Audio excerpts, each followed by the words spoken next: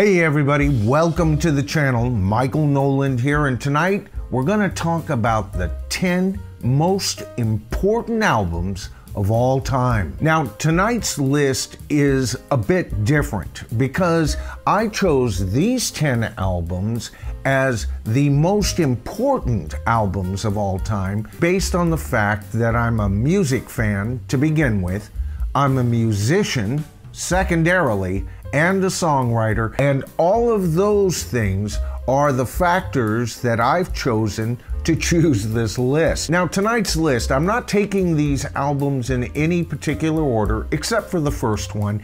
That one would clearly, for me personally, be my ultimate album.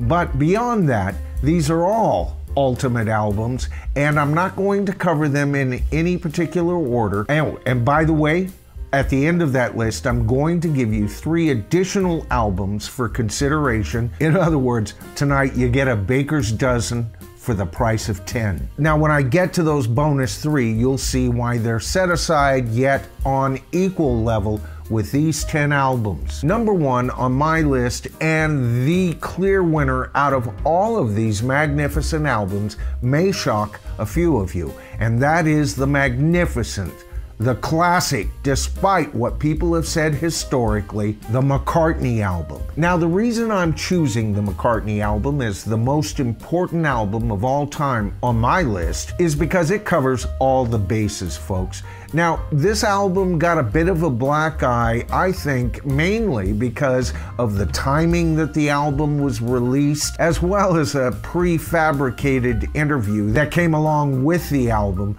and of course, some negative comments by fellow Beatles. Rolling Stone and every other rag on the planet pretty much gave this a "I'll pass this one by." But somewhere in the 1990s, people began to reevaluate this album. I remember that clearly. All of a sudden, you started hearing how this was the first lo-fi album. That gave it some credence. People started re-listening to this album, and it has become a fan favorite ever since. But I was there for the first 25 years of this album, enjoying the hell out of it. Now, the reason I consider this album so important is, first of all, as a music fan, I think everything, and that includes the instrumentals on this album, are all totally wonderful cuts. And where others heard lightweight pop rock, I heard a masterpiece. Now, as a musician, you have to understand, I had been playing guitar officially for about a year when this album came out. And so you can imagine, as a young musician, I was very interested in this album. You see, this was the first time I was aware of multi-track. You know, my only reference for a group at that time, being in a recording studio, was the totally fictitious setting that they had in the movie Help. The Beatles are all in there, right? And they're in the studio, and that's the way I thought albums were recorded. And yes, many were recorded like that, but I was unaware of multi-track. And so when the information came out that this magnificent album was not only done on multi-track, but that Paul had done each and every instrument himself, that was it for me, folks.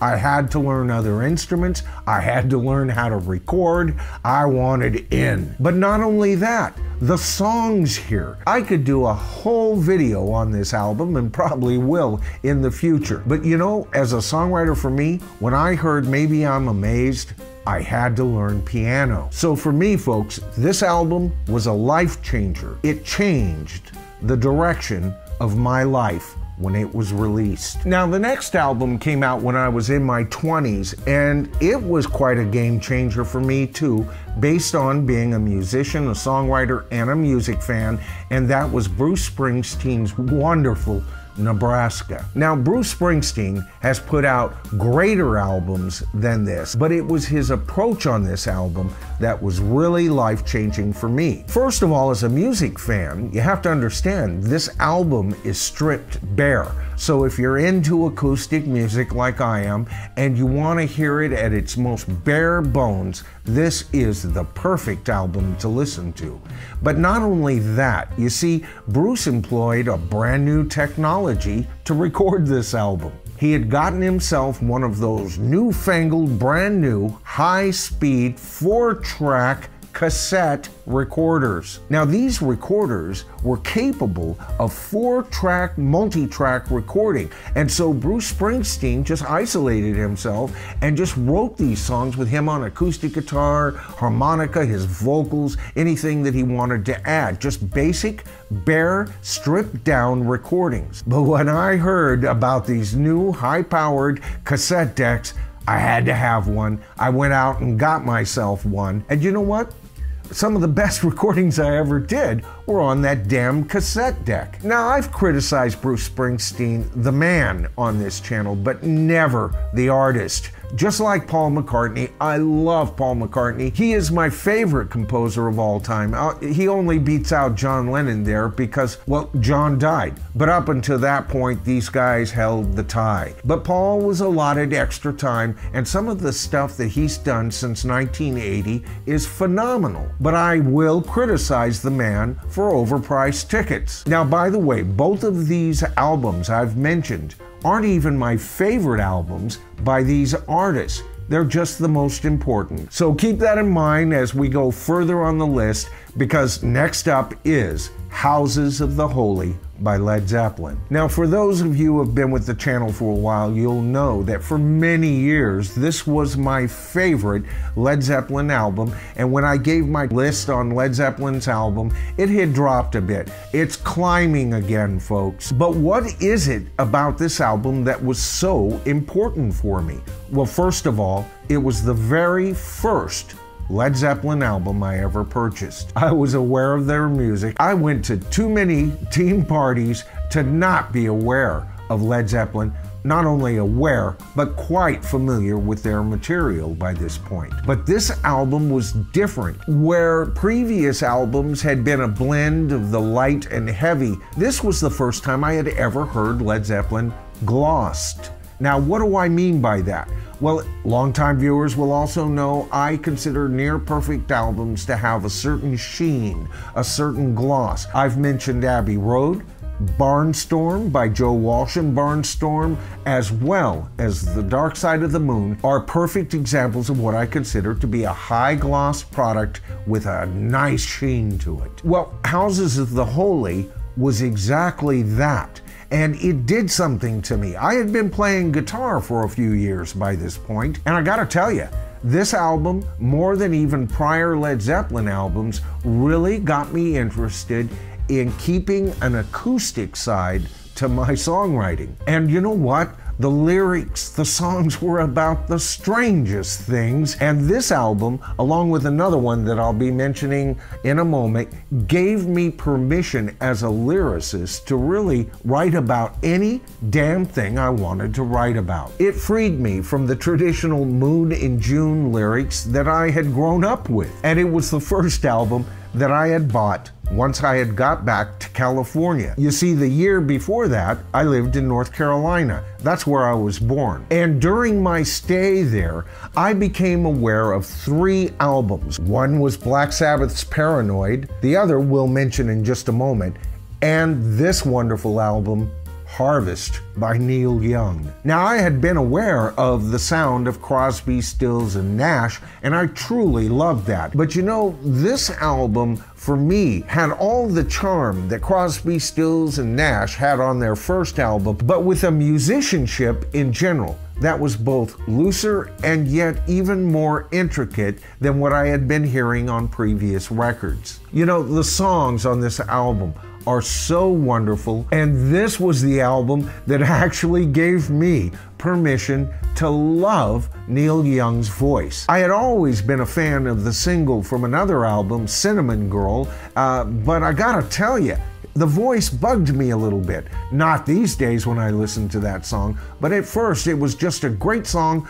Boy, they could have used a better singer, was what I thought at the time. But this album, once again, especially the song Old Man, taught me a whole lot in regards to how to write a song. All right, now to that mysterious album that I didn't mention previously that I had discovered while I was in North Carolina, and that is the wonderful killer album by Alice Cooper. And this is also the album that I mentioned earlier that really had a lot to say about my direction in what I would write about as a lyricist. You see, Alice Cooper would write about any damn thing that came to his mind, and yet his lyrics were brilliant. His lyrics really, to this very day, as far as I'm concerned, have been greatly underrated, and this album was the one that totally sold me, not only on the band, but also it opened up a whole palette for me as both a musician and a songwriter. All right, so as many of you know, my favorite Beatle album of all time has always been Rubber Soul. My second favorite is Revolver. So why is Abbey Road on this list? Well, first of all, in my early days of trying to learn how to record, how to engineer an album, what to do, I gotta tell you, this album was right there on a list of about 5 albums I listened to constantly to try and pick up on what they were doing and how they would accomplish these glistening sounds. But not only that, it was side 2 here. The operatic side 2 taught me that, wow, you could write music in suites. I love the whole idea. I've said it before, I'll say it again. Abbey Road is probably the Beatles' best album. Not necessarily my most favorite, but definitely, as far as the sonic achievement, and shame on them for these remasters, I don't like them. The original OG is more than fine with me, and this is one of rock's true masterpieces. Now, a lot of people would choose Night of the Opera as their favorite Queen album, and I gotta tell you, it is a masterpiece, but my favorite, and I think Queen's finest album, is Queen 2. First of all, it's magnificent. Fairies and ogres abound, of course. But you know, on this album, we didn't get that traditional side 1 or side A versus the side 2 or side B, did we? We got side white and side black. Holy yin and yang, Batman. What more could you ask for? Well, how about vocals you had never heard before in a rock band? They sounded like the best choir you could have heard in the finest theater, with practically heavy metal guitars being played by Brian May, and yet this album also has the lightest of touches. This album, folks, is an audible feast for the ears. All right, next up, an album by the Alan Parsons Project? You damn right. You know, the first album I bought and was a fan of by the Alan Parsons Project was Pyramid. They had all the gloss there of Abbey Road. And then when I found out he was one of the engineers on the Abbey Road album, I understood the sound and the connection of sound between the Abbey Road album and, well, the entire Alan Parsons Project catalog. All right, so first of all, you got to understand, I am a huge science fiction fan, and my favorite science fiction series of all time is by Isaac Asimov, and I was already a fan of his robot novels. And when I found this album, oh, they must have saw me coming. I was gonna like it whether it was any good or not. But you know what? I needn't have worried. This album is fabulous. And rather than following any story structure from the novels, the album rather takes on an almost consciousness or the conscience of the robot, with lyrics that are analogous to the human condition. What an eye-opener. I was still a young man in my early 20s. I was blown away. You know, I actually met Alan Parsons and shook his hand and said what every damn fan has probably ever said to him, that he has really changed my life and you're one of my favorite artists and thank you so much. And you know what? That must have been about the 10 millionth time he's heard that. And he was so gracious. What a nice guy. All right, next up, Synchronicity by the Police. Thank God it came out. Rock and roll was losing ground on popular radio, with single artists like Prince, Michael Jackson, and others making a bigger splash in the top 10 than a lot of rock bands, and the Police put out this masterpiece that could compete in sales and chart position with the mighty Michael Jackson and Prince at that time. And with the exception of U2, This was a decade of a lot of pop bands, good pop bands sometimes, and horrible pop bands. But here we have this magnificent album, Synchronicity, and again, another album I could spend an entire video, and probably will in the future, on. All right, the next album is interesting. I chose to cover it last, mainly because I've got an upcoming video on this band, and that album is Machine Head by Deep Purple. Now, you might be asking, why isn't there a Black Sabbath album on this list? Black Sabbath and Deep Purple nipped at Led Zeppelin's heels.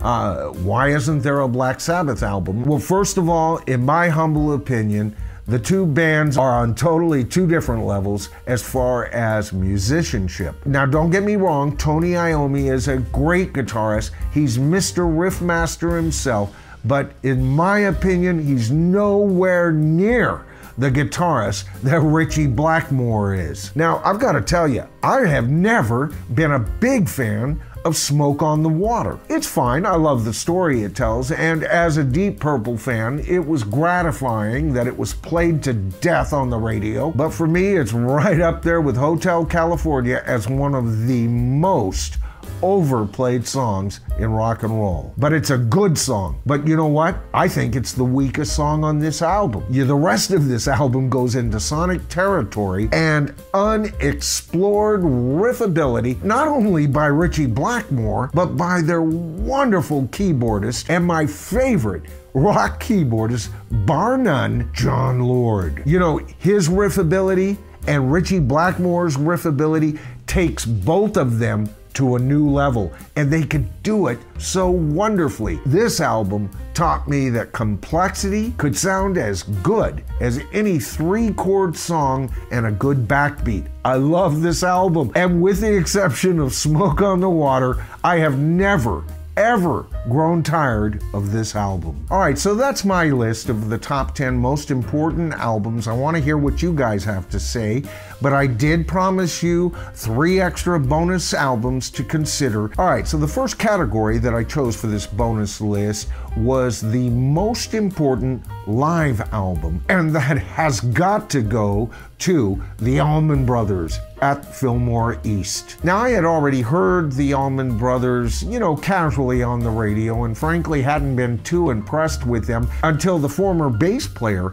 in my band actually joined a Allman Brothers tribute band. He invited me out to watch them rehearse, and OMG and every other initial you can think of, I was blown away just by them covering them. Now, when they were finished, I talked to Jeff about that, and he told me, well, a lot of the stuff that we're doing is based off Live at Fillmore. You know, that day, listening to them cover In Memory of Elizabeth Reed and Whipping Post, I knew I had to get this album. This, to me, is rock and roll's finest live album. And by the way, it was another album that encouraged me to up my game. All right, next category. The most important weird album from another planet that I could possibly think of, and that's got to go to Avalon by Roxy Music, one of music in general's finest albums ever. But you know what? I mentioned them coming from another planet. When I heard this album, I was so blown away. I thought they almost sound like a rock band from another civilization, perhaps Mars. And I took it over to my brother's house to show him this album, and I said, you know what?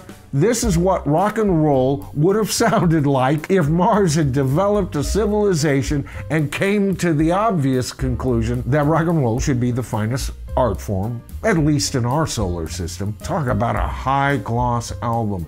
I was a fan, I was sold, that was it, they had me nailed. And that damned album cover and the whole premise of the album. I've always been big into, well, Greek mythology, and then my interest in mythology branched out from there. And so just the title, Avalon, had my attention, and it was another saving grace for the 80s, if you ask me. All right, so the next category, the best album / EP, what is it kind of album?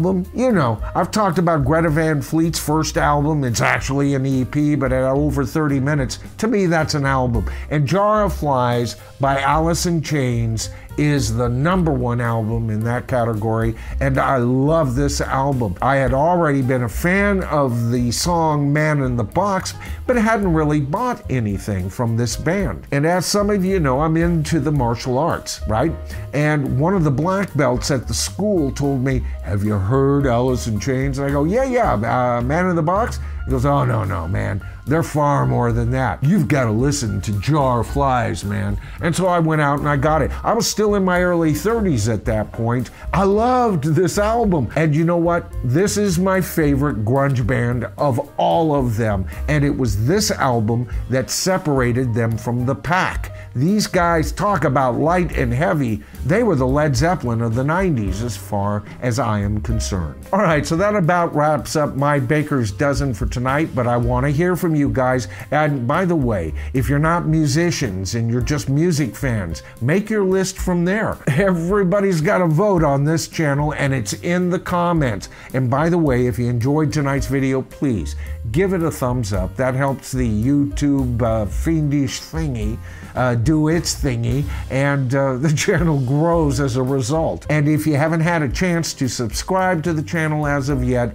it is so easy. All you have to do is hit that subscribe to the tribe button, then hit that top bell notification, and you'll be notified of all of my future videos on the very best that classic rock had to offer, as well as some of the fiendish thingies happening in today's music scene. All right, so like I've said, I've got some great videos coming your way, folks, and only one of them have to do with Deep Purple. I know, about damn time, right?